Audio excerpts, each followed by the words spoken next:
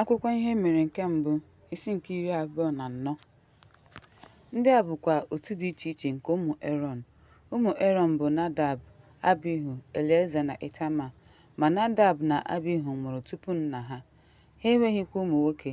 Ya mere Elieza na Itama ji ọrụ nchụaja. David kesara ha.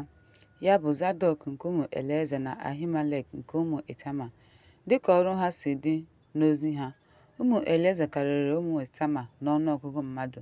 Ha wee kesaa ha n'etiti ụmụ Elieza isi isii dịka usoro ọmụmụ nke ndị nna ha si dị, n'etiti ụmụ Itama dịka usoro ọmụmụ nke ndị nna ha si dị, 8. Ha wee kesaa ha site n'otu site n'ife nza. Ya mere ndị isi nke ebe nsọ na ndị isi nke ụlọ Chineke sitere n'ụmụ Elieza na ụmụ Itama.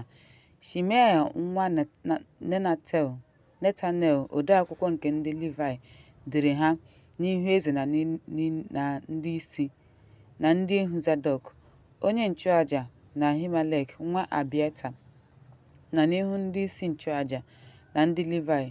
Otu ezinụlọ wee tọọ nza maka Elieza, otu ezinụlọ maka Itama.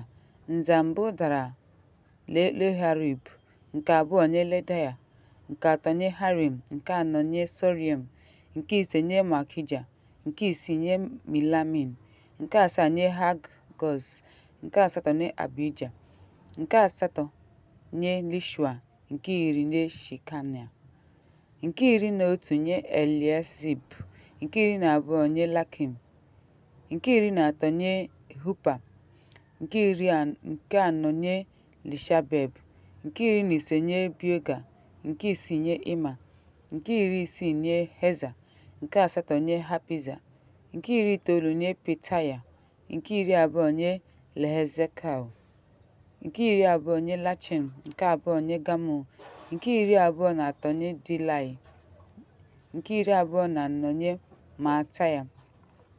Ndị a bụ ihe ha nyere n'iwu dịka ọrụ ha si dị mgbe ha batara n'ụlọ Jehova dịka ọrụ ha si dị, n'okpuru aka Erọn nna ha, dịka Jehova Chineke Izrel nyere ha n'iwu.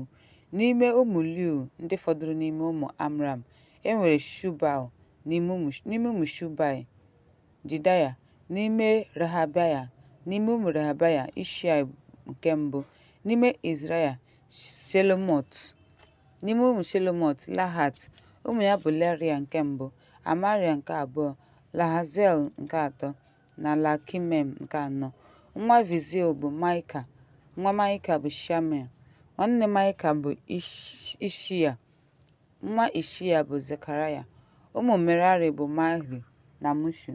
Nwa Laza bụ Beno. Ụmụ Merari sitere na Lahaza bụ Beno. Ụmụ Merari sitere na Lahaza bụ Beno, Shoham, Zaku na Ibri. N'ime Mali ka Elieza si, onye na-enweghị ụmụ. N'ime Kish nwa Kish bụ Lerami. Ụmụ Mushi bụ Mali, Eda na Leramot. Ndị a bụ ụmụ Liut dịka usoro ọmụmụ nke ndị nna ha si dị. Ndị a na ụmụnne ha bụ ụmụ Erọn fere nza n'ihu eze David. Zadọk, Ahimelek na ndị isi nchụaja na ndị Livayị, ya bụ ndị isi ezinụlọ, megide ụmụnne ha ndị nta.